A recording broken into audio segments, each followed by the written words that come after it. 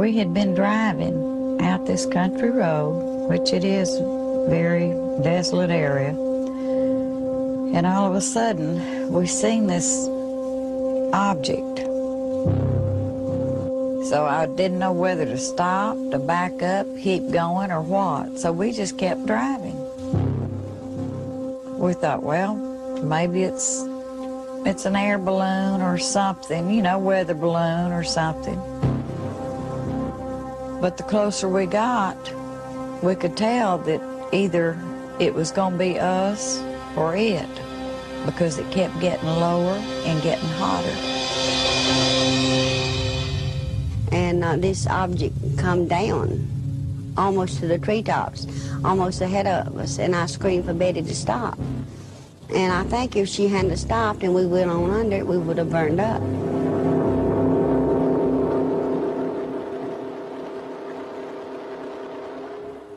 I got out in the car, Kobe and me, for about, I guess, a minute or two, and he was screaming like he was trying to get away from me and then pulling me back in the car, and I got back in the car, and Betty walked to the head of the car. I thought it was the end of time, because I've always been taught the Bible says the world will be destroyed by fire, hell and brimstone. Well, how did I know that the hell and brimstone wasn't right there with it? And as hot as it was, if hell is any hotter, God forbid I want to live a good life, because it was just almost unbearable. I kept trying to calm Kobe, and I couldn't. I had to tell him something that would calm him. And I said, if you see this big man come out of it, it'd be Jesus. Well, I just had a feeling to look up in the sky. Then I looked around a little bit more and I saw that object. It looked like a diamond. It lit up the whole sky. It was a grayish, metallic-looking color. But yet the flames that was throwing out was a reddish, yellowish-looking glow. Just about the minute that I got up close enough to really make the shape of the object, whatever it is, the helicopters were there. We was amazed at, what kind of helicopters there were. We were about scared to death. The double rotary kind of helicopters, I'd never saw one before. The fear of ridicule kept Betty from telling about her UFO encounter. But weeks later, when patches of her hair started falling out, she told her doctor about the incident. Specialists were brought in, including a dermatologist and a radiologist, to run tests. They all turned up negative. John Schuessler and his group started their own investigation several months later. Despite the inconclusive medical reports, Schuessler believes that all three victims received some kind of radiation exposure caused by the UFO. It's a package of symptoms that all three had, and all three being different kinds of people. That's the significant thing. From their age, their past history, medical history, etc., but they all had common symptoms. The common symptoms all manifested themselves right after the incident, starting within hours. I do expect them to take care of my medical bills and what I have had to go through with and what I'm still going through with and what I may have to continue for years. I don't believe in the little green men and all of that stuff from outer space. But if it's something that people don't know about, and it slipped in here and did that to us, and the government say they don't know about it, when they had the helicopters up there, we in a terrible shape. Because if it can happen to us, it could happen to a whole city. This woman claims that she has had a close encounter of the second kind. A second kind encounter is defined by its having physical evidence. Vicki Landrum, along with her grandson Kobe Lee, alleges that they, along with Betty Cash, were on their way home from a bingo game when they encountered something they had never seen before.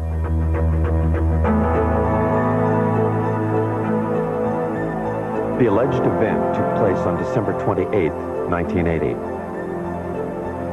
Vicki and Colby were driving in Betty's car on Highway 1485, 30 miles from the Houston airport and only 37 miles from NASA's American Space Headquarters. Colby Lee saw a light, and he kept asking us what the light was. And he kept pulling my face around and asking me, "Mama, what is it?" And I said, "Honey, I don't know." And Betty said, "I believe it's getting closer." And I says, "Well, it kind of looks like it," but we had no idea that we were going to get hurt. I would say within an instant or so, all of us noticed it because it lit up the entire sky. There was no way you could have missed it. It looked like the woods were being set on fire. And inside the car, it was so hot till my handprint is yet on the dashboard of Betty's car. They got out on their side of the car. I stepped out on mine. I stood behind the car door for just a second or so, and I walked toward the front of the automobile. I stood there for just a short time, I don't know how long, trying to see what I could figure this object out to be. It was diamond-shaped. It didn't mean it was sharp up here and sharp down here. It was kind of round, and the fire come out the bottom of it. But here was this huge object and flames shooting from it. And they weren't just small flames. They were gushing from it. And Kobe was hanging on to me. And he was trying to get, he started pulling away from me, and I pushed him back in the car, and I got inside the car and put my arm around him and hugged him up real close to me. We thought it was the end of time. I says, Kobe, don't be afraid. I said, if you see a man, it'll be Jesus. And I said, he'll come to carry us to a better place. He will not hurt you. It was just burning. It was just too much heat. I could not tolerate it. So Vicki screamed and begged for me to get back in the car. Well, I did, but I had to use the end of my leather jacket in order to open my car door to get back in. That's just how hot it was. And when the object lifted and slowly moved over to the right of us, her and Kobe saw some helicopters. There were so many of them, it sounded like a tornado. And we counted 23. I counted 22, really. But Kobe said, there's one more. And I said, yeah, baby, that makes 23. And there were helicopters on both sides and also over the top of the object, or like they were trying to hem it in. The only apparent proof the women have for what happened to them is the illness they claim they suffered as a result of the encounter. It is the record of these illnesses that made this an encounter of the second kind. My eyes were burned so till they would swell, and they were tearing till I could lay down at night, and the next morning my pillow would be completely wet, and I couldn't hardly see anything. Vicki was treated for burns, and she and Colby Lee suffered long periods of nausea. Betty Cash was hospitalized immediately after the event. She suffered severe hair loss and was also treated for burns and nausea. Since then, she has been hospitalized several times. It was the first time that I went into the hospital, they were treating us as burns. But then, after they found out really what had happened, then they started to treating us as radioactive burns. And since, I have had cancer. Betty's hospital records do not explicitly state that she was treated for radioactive burns. They do state, however, that she exhibited the symptoms similar to someone who might have been exposed to a radioactive element. Betty further maintains that she had no cancer history previous to the alleged encounter.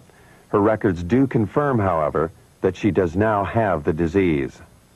No, I'm not well, by no means. I wish, I pray, that I could be. With the help of Peter Gersten, the New York attorney for Citizens Against UFO Secrecy, The two women have sued the government to find out what it was they encountered that night. Was it a UFO, or an American weapon gone awry, or something else? The object lit up the surrounding pine woods like it was daylight. I was burning, my skin was burning. Well, you must have been terrified. How long did the craft hover over you? Oh, about 20 minutes. Fire was coming out of the bottom like a blowtorch. It lifted up and then flew over the trees. That was when we saw the helicopters come out. The helicopters? Colby County, 23 of them. And I understand, in fact, you later identified them as CH-47 Chinook military helicopters. Yes, it seems that they were trying to escort the craft somewhere. It looked like they were about to collide. The roar sounded like a tornado. When we got home, I washed Colby off and put him to bed. When the water touched his skin, he cried out like he had been burned, as if he had been in the sun too long. And I was too sick to work the next day. My eyes swelled closed and welts appeared on my face and head. I thought I was going to die. Vicki came and took me to the emergency room of the hospital. They treated me like a burn patient. Over the next few days, I kept losing big patches of skin on my face, and about half my hair fell out. They kept me in the hospital over a month with no improvement. It seems to me it takes remarkable inner strength to survive an ordeal like that. How are you doing now? I have cancer. I was operated on in March 1983, and the doctors could not say if they got it all. Now some days I'm okay, other days are terrible. Has the government ever expressed a willingness to take responsibility for this thing? No, and I'm mad as hell, and disappointed with the government of our United States. I'd go to the grocery store, and people would make fun of me. I'd try to go to church, and the pastor asked me not to come. Vicki Landrum has struggled to convince the government and the public that contact with extraterrestrials has left her scarred and riddled with disease. Well, it's not just a light in the sky or somebody thinks they saw something. A real serious case, you know they've seen something. It changes people's lives. They're never the same afterwards if they've had a close encounter or if they've been injured. Houston, 1980. They were driving on a deserted road. Betty Cash, Vicki Landrum, and her 7-year-old grandson, Colby. They claim to have had a UFO encounter that left more than memories burned in the minds of these 3 victims. I kept screaming for Betty to get back in the car. So finally she come to get back in the car, and when she caught hold of that handle, it burned her ring into her finger. That car was that hot. They all had stomach aches, they all had diarrhea, they all vomited, they were all burned, they all developed sores later. They all lost some hair. Mrs. Cash, most of her hair, Mrs. Landrum less, and the boy even less. But in each case, something happened that is typical of radiation exposure. My eyes were burned so till they swelled till I couldn't hardly see. I couldn't see how to read or watch TV or do nothing. And every time I'd get out in the sun, it'd be big blisters, and I had sores all over my arms. After this happened to me, well, I couldn't work. I didn't have no friends to talk to. So it just made me like a hermit. The Cash-Landrum case, as I call it, to me is a very significant case because we have a situation where we had a very large flying machine that came over the road that actually left marks on the road, so you know where it was exactly. It left burns on the trees. It left burns on the people. It changed their physiology. It's a composite of many UFO cases all rolled into one with very horrifying results. While campaigning for the presidency in 1976, Jimmy Carter claimed he had seen a UFO. Carter vowed to make all government materials on UFO sightings available to the public. 20 years earlier, Andy Florio, a big band musician, had an encounter with a UFO in Arizona and experienced burns similar to Vicki Landrum's. Now, he wants the government to make good on Jimmy Carter's promise. Jimmy Carter made a commitment to the American people that he would release all UFO secrecy to the American people if he became president, which he did not do. As a citizen and so forth, and as a victim of a UFO, I'm madder than hell. That's all there's to it. My elbows burned me 37 years, man. It's going to burn me the rest of my life. I know it. It's burning me now. There are many secrets in this world kept by various governments and various peoples.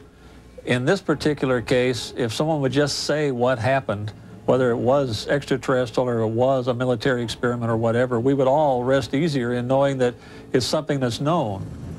Although the government claims no responsibility, an Army colonel was sent to investigate Vicki Landrum's claims. He questioned me and I answered him, and then he told me that people had died for listening what I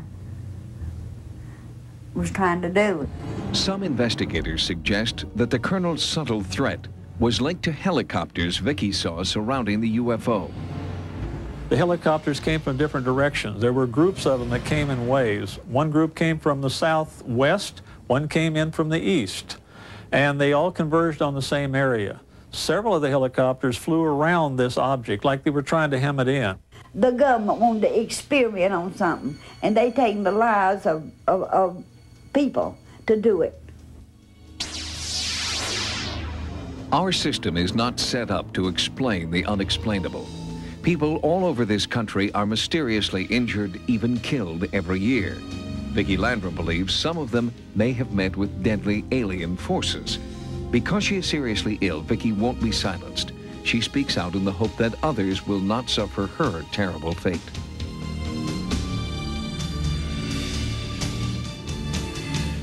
Well, I don't trust our United States government. And I don't mean to be short or ugly, but that's exactly the way I feel. And if they want to do anything with me, let them do it. They've took my health. They've run my life. So what else could they do? It happened on a trip through Texas in 1980. Betty Cash, her friend Vicki Landrum, and Vicki's son Colby all experienced something that has never been explained. There was a bright light, a metallic craft, and intense heat.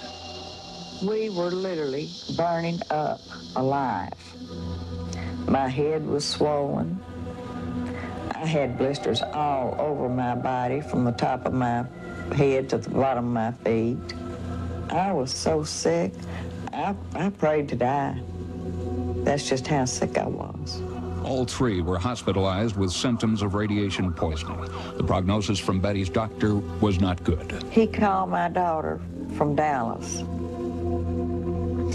and he told her that he felt like she should come immediately.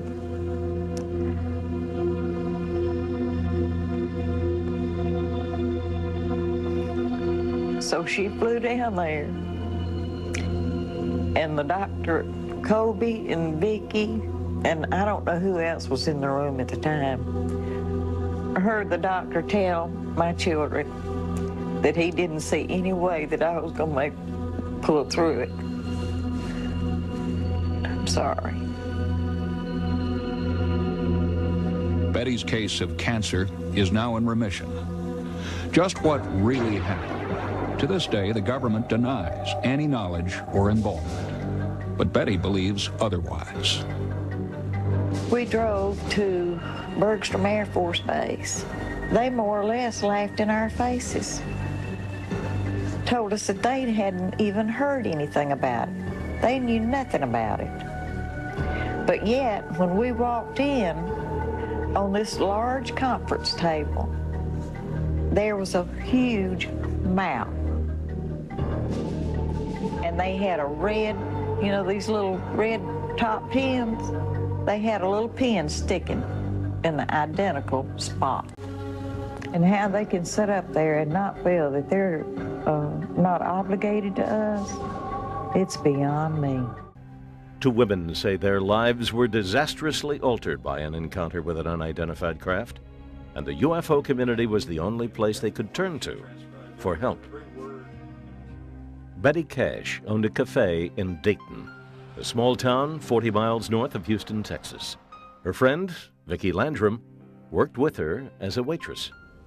At 7 p.m. on December 29, 1980, the two women drove to a church in New Caney, Texas, with Vicky's 6-year-old grandson Colby for a bingo game. When they discovered that the game had been canceled, the three headed home at about 9 p.m. We started back out of New Caney into Dayton. All of a sudden, Colby looked up and he said, "Grandma, what's that bright light?"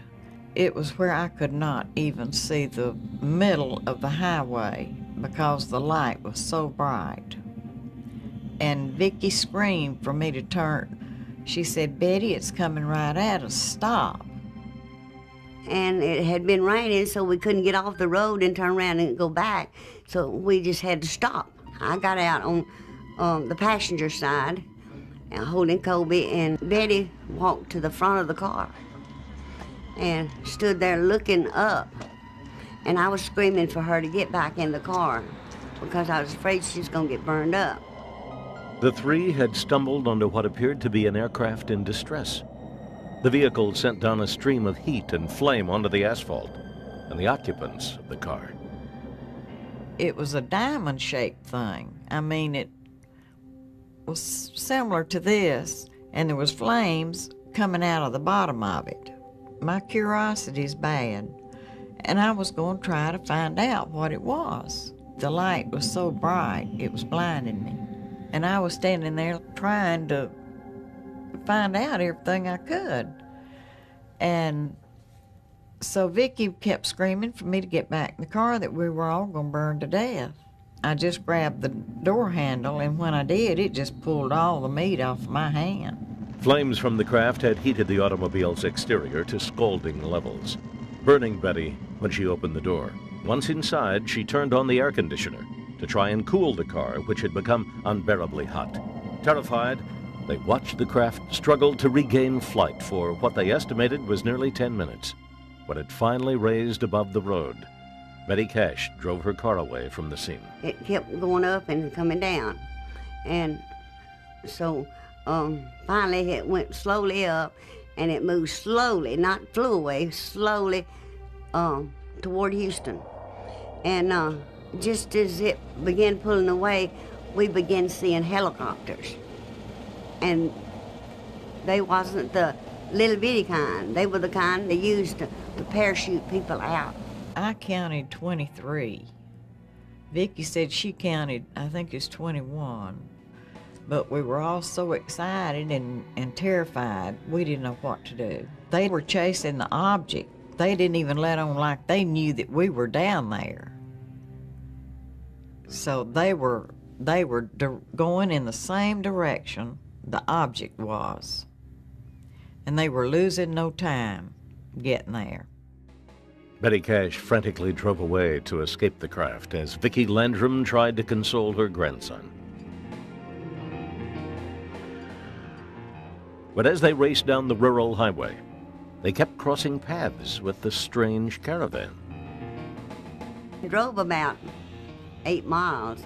There was a whole bunch of helicopters that were flying in with their searchlights on.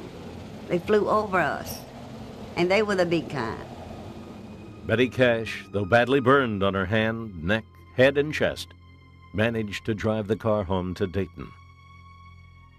Vicki had burns on her face, Colby on his back. Dehydrated, the three consumed large amounts of water and told friends and families what had happened. Betty's 20-year-old son tried to convince her to go to a hospital to be checked out. When the local news carried nothing of the event, she decided to wait.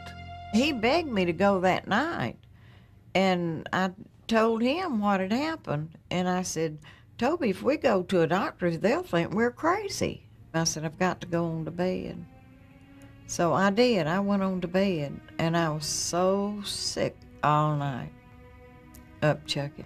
The next morning I woke up, and there was big gobs of hair on my pillow. And I had blisters just all over my face. For several days, the women refused medical attention, fearing they wouldn't be believed. When Betty's condition worsened, she relented, and all three went to the hospital. And we didn't know we were hurt that bad. And when we did go to the hospital, the little boy told him that, because I had told him I'd whip him, but the little boy said, you can whip me now, but I'm going to tell the doctor what happened to us. Doctors were baffled at the source of the strange burns to Colby, Vicki Landrum, and the most severely injured of the three, Betty Cash. The illness that she suffered 3 weeks after her exposure was an absolute classic radiation injury. And she lost skin, she lost hair on the exposed side. She then had diarrhea, vomiting, and all the illnesses you get, and it was exactly on time. I don't think she would have made it up.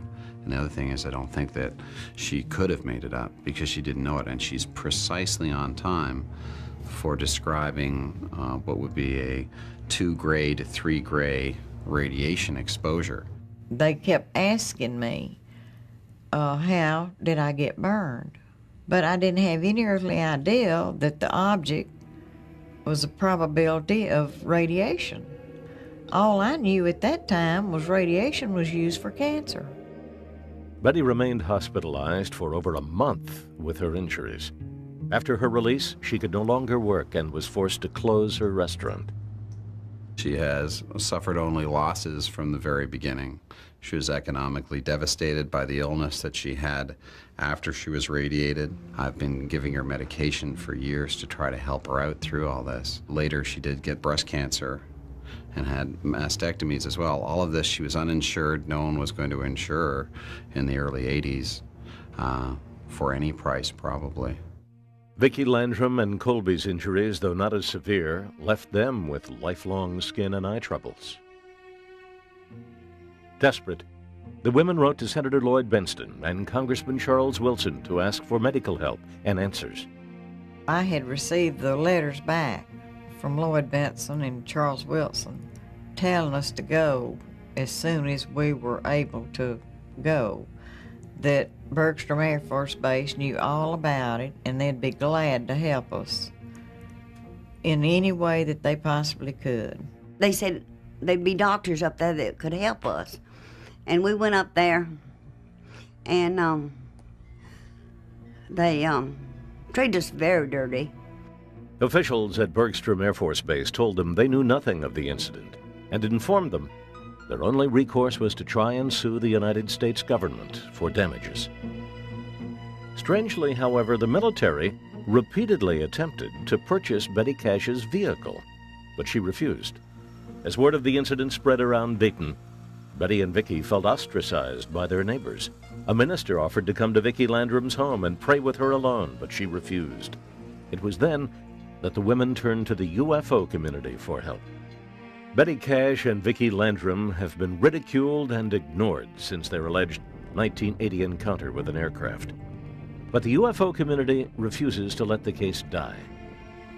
John Schuessler is an aerospace engineer and deputy director of the Mutual UFO Network. MUFON, as it's called, is a worldwide organization of UFO believers who study and investigate sightings. The women contacted him several weeks after the incident. Schuessler was curious but skeptical until he met Betty Cash. She took her wig off, and she had big patches of hair missing from her head. And that was so shocking, and I said to her, I said, look, something very serious happened to you. And if you're openly honest with me and give me the information I'm looking for, I'll stick with you to the very end. I said, I need to talk to the other people that were involved in this case. And so I called Vicki Landrum, and I talked to her and her grandson, Colby. We asked them, why did you just go home after this incident happened? And they said, well, you've got to understand what happened. They were, what you might say, healthy Texas stock people. When something happens, they tough it out. They don't just run for help. Mrs. Landrum said, we always tough it out. I never go to the doctor. I never go to the hospital. I don't take medicine. When I'm ill, I tough it out. And so that's kind of what happened in this case. Convinced of their story, Schuessler agreed to look for answers.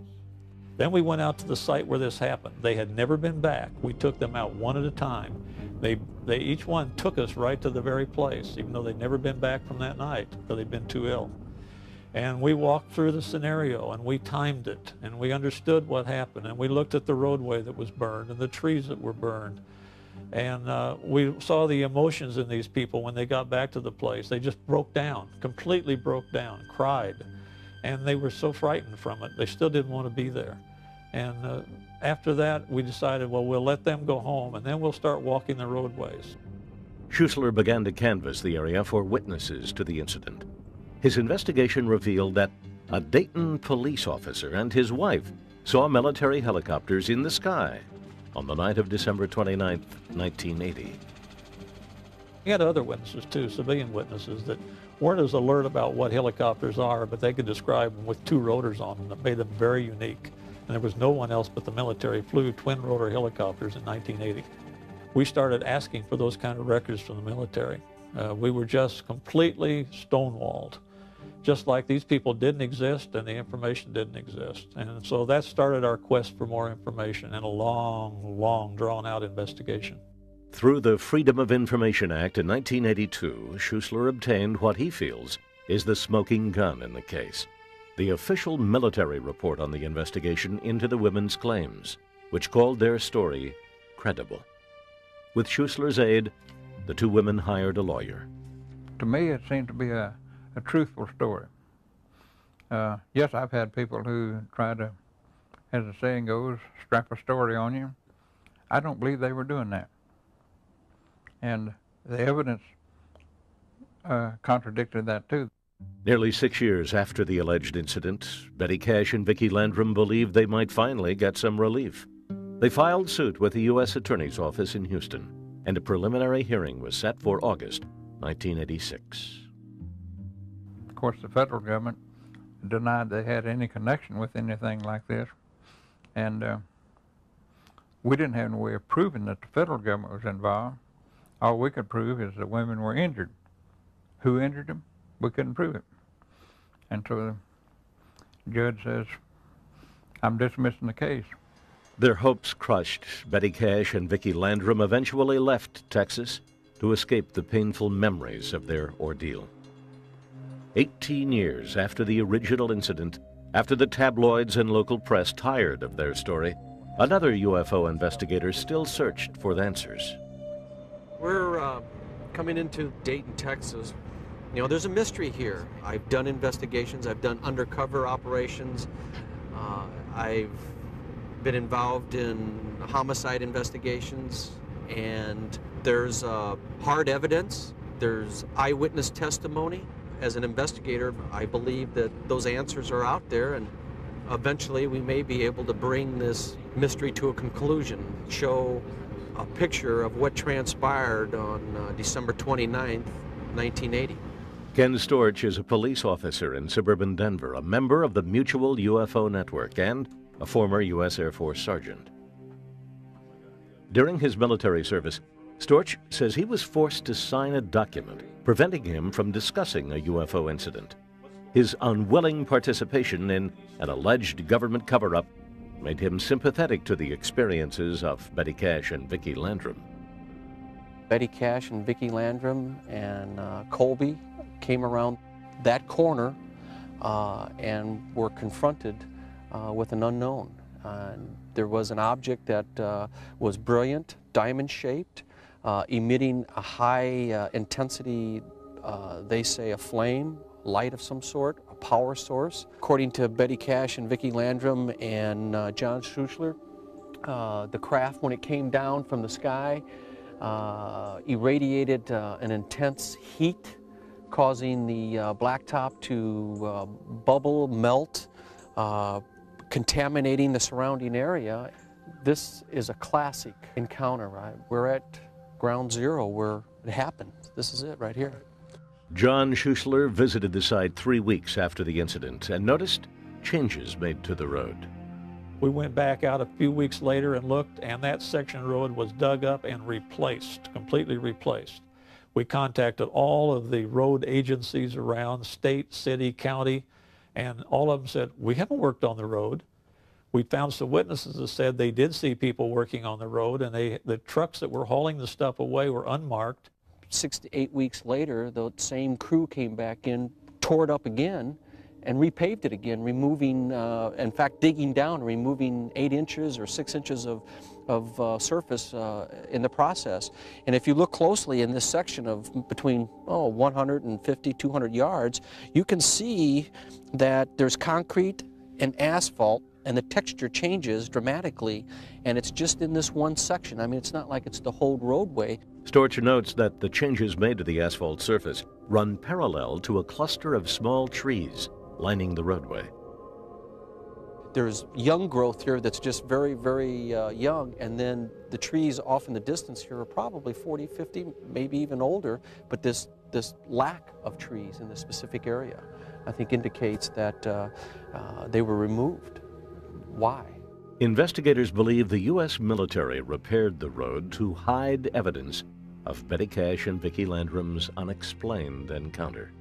I believe that there is evidence yet to be uncovered, and I truly, truly hope that by keeping this in the spotlight, by keeping the pressure on, that we'll be able to get those answers, to get that witness that will come forward and said, hey, I flew the helicopter, I was there. And I feel bad what happened to those 2 ladies. I think it's very important for the civilian UFO groups to continue to work on this until or unless there is some reason for them not to, and that would be a government disclosure. And when people have UFO encounters, they need help. They just want somebody to tell them they're not crazy. Officials at NASA and Bergstrom Air Force Base declined comment on the case. Betty and Vicki believe the U.S. government has lied to them about their involvement from the beginning. They've ruined my health. They've ruined my life. So what else is there that they can do other than kill me? And they probably would love to do that. But I'm so stubborn and hard-headed that I'm going to show them I'm going to be around to fight just as long as there's a fight left in me. Are Betty Cash and Vicki Landrum victims of a secret military program gone awry? Has a conspiracy hidden evidence of that fateful night in December 1980? They took the case to court, and they lost in federal court. They could not prove that anything had happened to them that was a result of the government doing anything. I think they got carried away. Remember, there's something like 10% of all UFO reported cases are hoaxes. People fraudulently created this or report something that they know was not true. The UFO investigators see too many coincidences in the case for it to be a fabrication. Any kind of radiation can be mimicked by some other device, admittedly, but it's the combination of effects where you have multiple witnesses, eyewitness reports, substantiating other witnesses, plus the medical evidence in the case that took place at exactly the same time. This case had all of those things. I believe that Betty Cash, Vicki Landrum encountered something. My gut feeling is that the government is involved in it up to their eyebrows. I think that we need to impress upon Uncle Sam to lay those cards down and let us have a look at them and let us evaluate that database. Critics think the UFO community is looking for answers from the government which simply don't exist. If not enough evidence is collected for people to do an objective analysis, no matter how much you think you've had an experience, no matter how strong your recollections, people aren't being cruel when they tell you we can't continue the investigation. They're being realistic. There's no more we can do. Skeptics dispute the conspiracy theories that surround many UFO cases and claim the government has no reason to conceal the truth. You can, after the fact, construct almost any event and make it look very strange and weird. The military, in my experience, does not lie about what it does. It's too concerned about its public relations image. First of all, the government has every reason to lie. And second of all, the government does lie. There are tons of evidence where they've been caught with their hand in the proverbial cookie jar. The Alabama incident involving the black males that were subjected to testing, the GIs that were taken out into the desert in 1940s and 50s and subjected to atomic blast, and the government is turning their back. I would say to this gentleman that crap. It was between 9 and 9:15. We was coming back from New Caney. We had been to a bingo game. Betty Cash, my grandson Kobe, Landrum and me, and we started seeing the light over to the left of us, and it seemed to be way off, but we got to wondering what it was, and the trees every once in a while would make it disappear, and then it would come back into view. And as we went down the road, well, it seemed to get brighter. Were you afraid at all? Not at first. We was just curious, and wondering what it was, and because Kobe kept saying, "See it, Grandma? See it, Grandma?" He'd say, "See it, Aunt Betty?" And so we said, "Yeah, we see it." And he'd say, "What is it?" And we said, "Well, we don't know, Did you estimate what color it was or how big it was? Well, it was,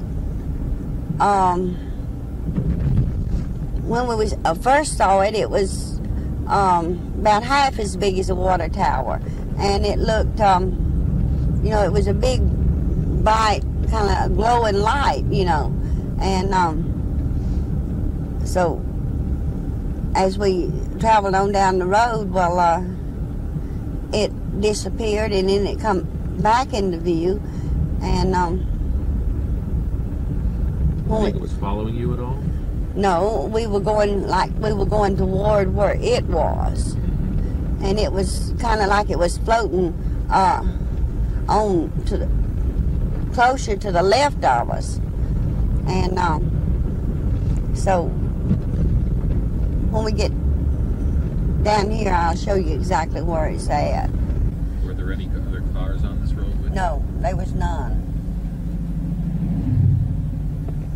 If it's, it was kind of cloudy and had been bad, and it was, when it's like that, there's not very many people travel through here, because it's, in the wintertime, people stay at home mostly.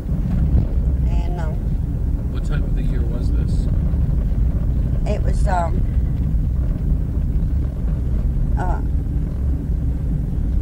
the 29th of December of 1980.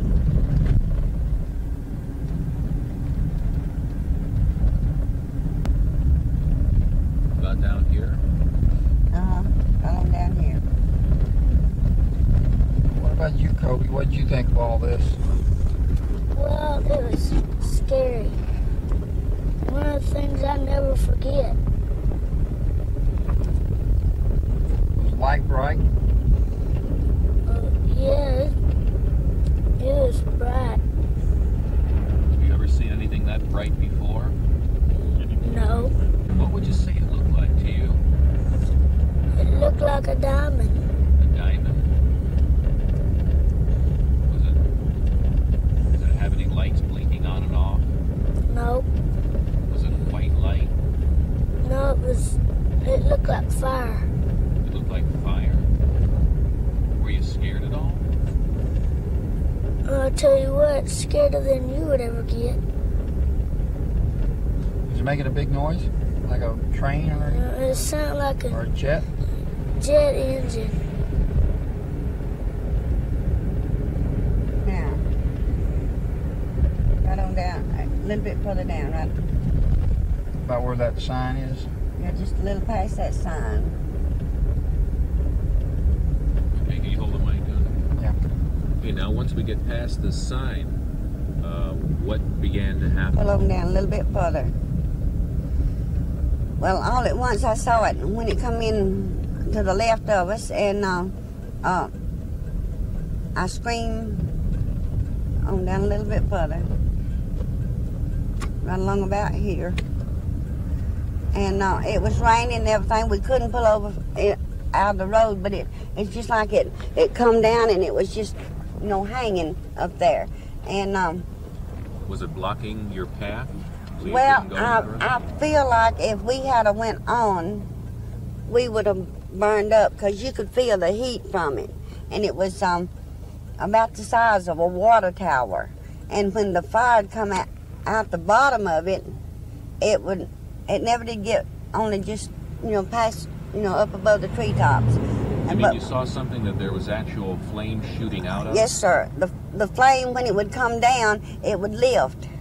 And when it would let off, it would ease back like it was going to come down, you know? Was it making a loud noise? Yes, sir. And when the flame would come way down, it sounded like, you've heard, let me explain it to you this way.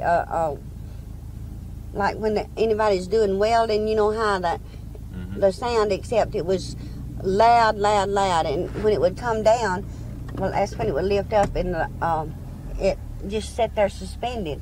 And Betty got out, Betty Cash, and walked past the front of the car because she was trying to find out what it was. Kobe and me, we got out for about 2 or 3 minutes, I guess, and he was trying to get away from it to run.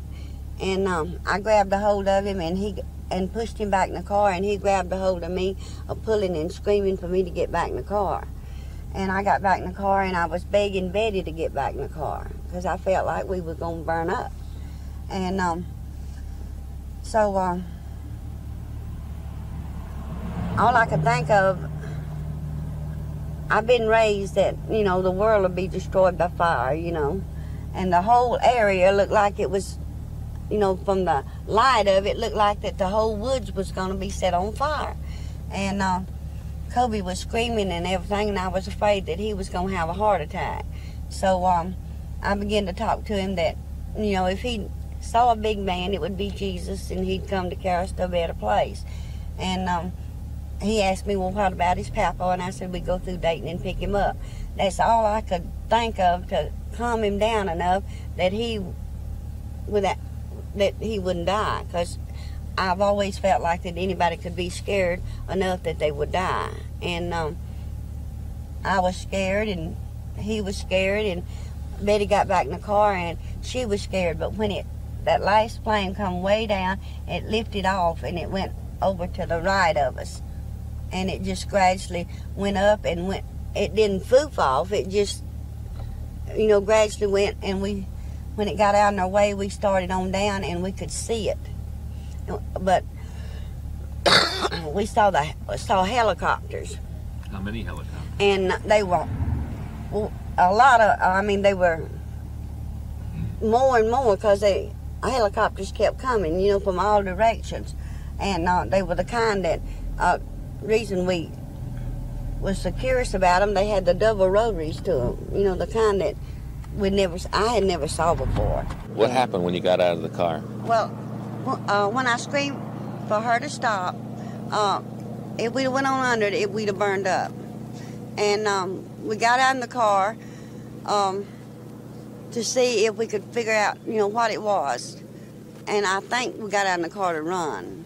But Kobe was screaming and hollering and trying to get away from me, and I knew if I let him away, I don't know where I'd have caught him or not.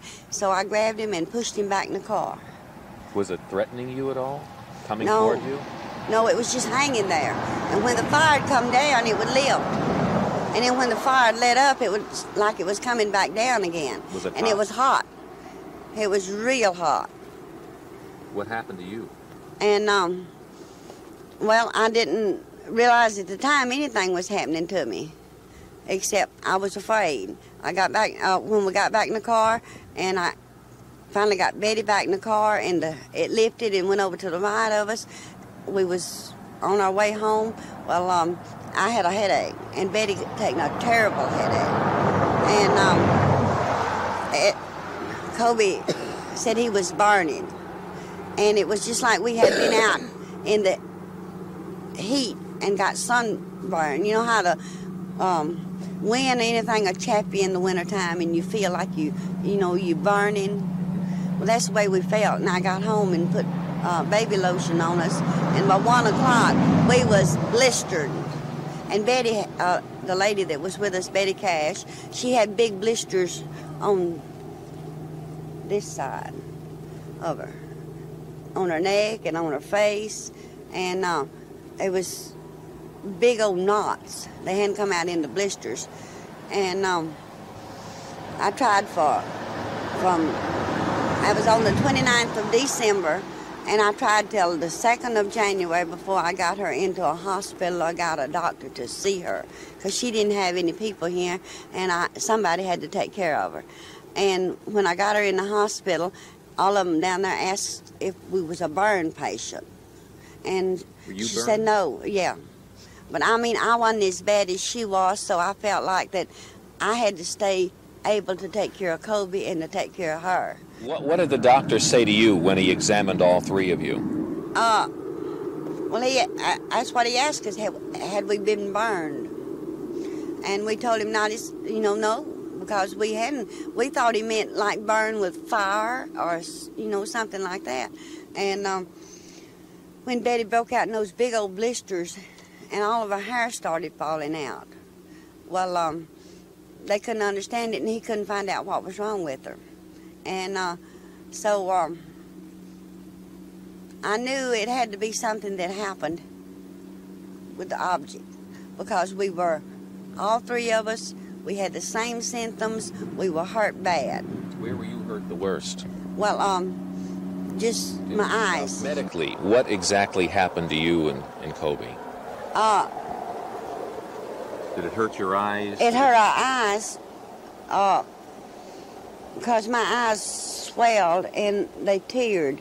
When I'd go to sleep at night, next morning my pillow would be completely wet, and it looked just like they were just gonna deteriorate. What did it do to your skin? Well, same thing, the blisters, and then the blisters, when they started getting better, they were runny blisters, and it looked just like that my whole hand was gonna bleed, my arm. What did the doctors say when they examined you? They said it had to be some sort of radiation. From the symptoms that you were experiencing, were you experiencing anything else besides the burns? Vomiting, and like him, he had no control over his bowels or his kidneys, and we couldn't eat, and we drank water. I mean, it was just like we were dying for a drink of water. We didn't want Coke, we didn't want nothing but water. We couldn't get enough water. When you came out of the car and looked and you saw this thing move away, what exactly went on when you saw it lift off? Well, I said, I was sitting back in the car. I had got back in the car, and I says, thank God it's going, And I says, let's wait a minute and we'll be ready. Then maybe we can, get under it. So when it lifted, well, Betty cranked the car up and we moved on under it. I mean, on down the road, because it had drifted over to the left of us. And that's when we began to see the helicopters. What kind of helicopters? Well, what made you think they were helicopters? Because they sounded, the rotaries and everything, you could hear the swish of them. You could hear the roar of them. And you could see them. From a glow from the object, you could see the helicopters. This object, was it suspended by a cable or something from one of the helicopters? We couldn't tell. But it had, when it was hanging there, like it was going to fall, we could hear a beep. And it was a loud beep, a real shrill beep. How many helicopters were there in the air? Well, we didn't count them here. When we went on down, it's about 4 miles. We stopped and we counted the helicopters. I counted 22. 22 helicopters. Kobe said, there's another one. And I said, yeah, that makes 23. But I actually counted 22. And I could have counted one once or twice maybe. But if there had been 8 or 10 of them, that big of helicopters, it would have been too many. Were they chasing this object? Well, they were. It was like as if they were around it and coming to it and everything. Like it was. This object was in trouble, and they were, maybe gonna, be there in case it fell or something. What happened then when you saw the helicopters and this object in the air? Well, it kept drifting off to the right of us. And when we got almost to Dayton, we could yet look back and see the object, the glow of the object. And there were yet helicopters coming and going toward it. What do you think all this was? I think it's something the government has, and it got out of control. You don't think it was a spaceship from another No, planet? You I think sure it was don't. Earthbound? I think it was Earth.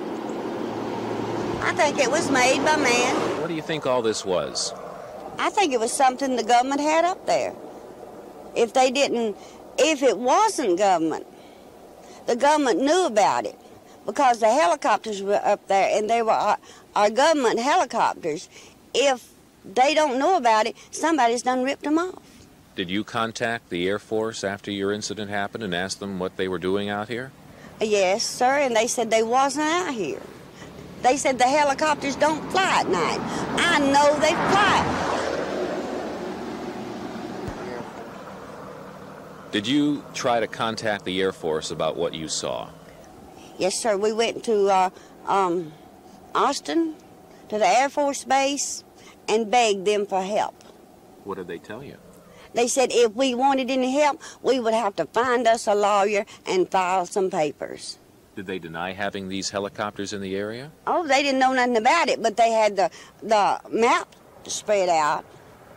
And we couldn't see because our eyes were burned so bad, and the lady that was in there pinpointed the road to us, but yet they didn't know nothing about it.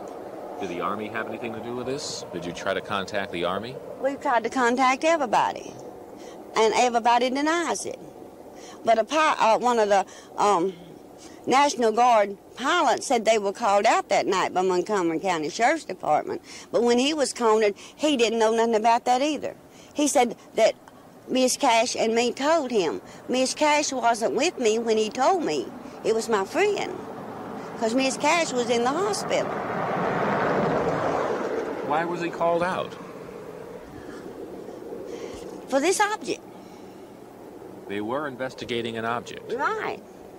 But you don't think it was extraterrestrial. You think it was an Air Force project. And they should be responsible for the damage they caused you and your family. Right. Well, if it wasn't put there by the government knew about it, and they have control over the airways, why didn't they stop it before it hurt us? What happened to Colby? Well, like I say, he got most of his hair come out, and he had this diarrhea, and had no control over his bowels or his kidneys. And he was blistered. Doctors say that was a radiation poisoning? And they said there's a possibility that it was radiation poisoning, and if we could, said we need to find out the kind of radiation it was, because if it was radiation, by the time he's 15 to 18 years old, he'll come down like with leukemia. But it won't be leukemia. And if they was to treat him for leukemia, it could kill him because of the radiation that would be in his body. And did you tell the Air Force what your doctor told you? Yeah. And what did they tell you? They said, well, there was nothing they could do about it. And if we wanted to do anything about it, we'd have to, if we could find us a lawyer, we'd have to find us a civilian lawyer and file these papers.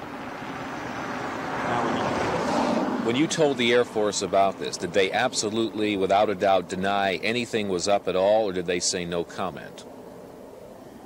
Well, they wouldn't comment on it. But they didn't deny it. They didn't deny it. They didn't comment on it, no, they didn't deny it. And what do you plan to? That's serious. Colby could come down, you know, in his later years. That could affect his health. What are you going to do? That's why I'm fighting now. What are you doing there? Well, I'm trying to find out what it was. If I can't find out what it was, maybe I can find out what kind of radiation it was putting out. Because we certainly didn't pull our hair out. We didn't burn ourselves. And I didn't injure my eyes to where I can't see out of one of them. And I sure wouldn't injure a little 7-year-old boy. Because I love him with all my heart. You still have marks on your hands. Right, and I'll carry them as long as I live, I guess. On my arms, on my feet.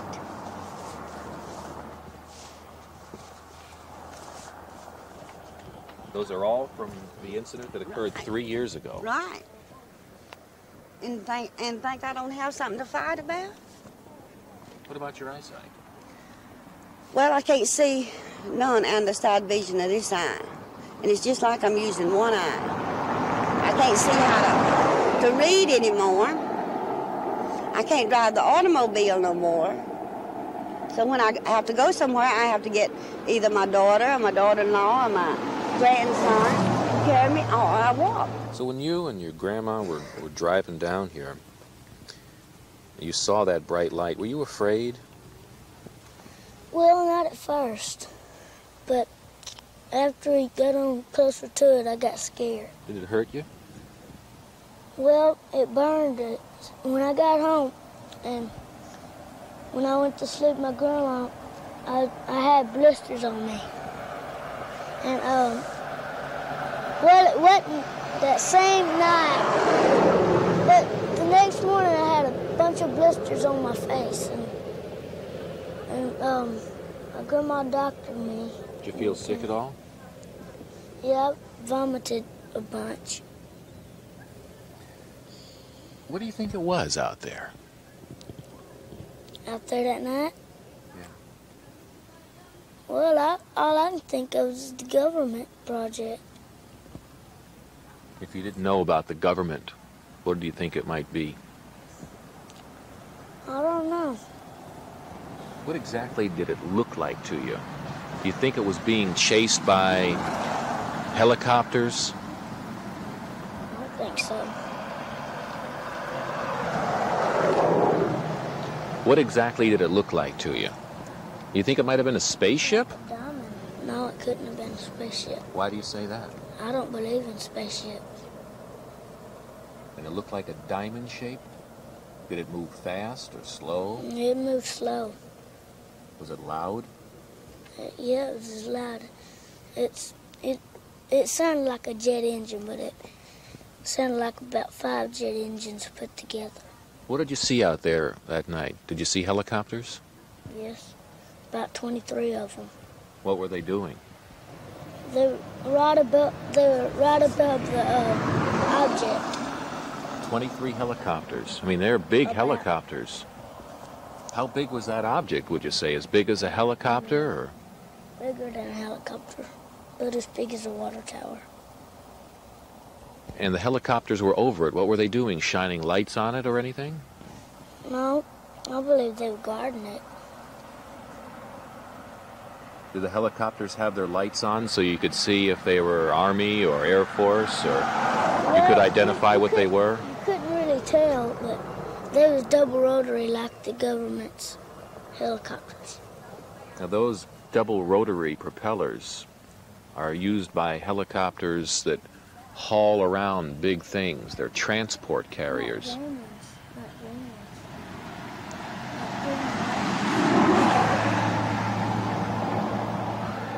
Are you scared anymore? Well, I hadn't had a nightmare about it. What kind of nightmares did you have about it? Well, like it was. Wow. I mean, what did you dream about that scared you? About the object. What was it doing to you? It was about that night. It was just like we was out here again. You don't dream about that anymore? No. Well, I hadn't for a long time. So you're not scared anymore? Well, sometimes I think about it and I get scared. What do your friends at school think? Well, most of them don't believe me. Does that bother you? No, because I know it's true.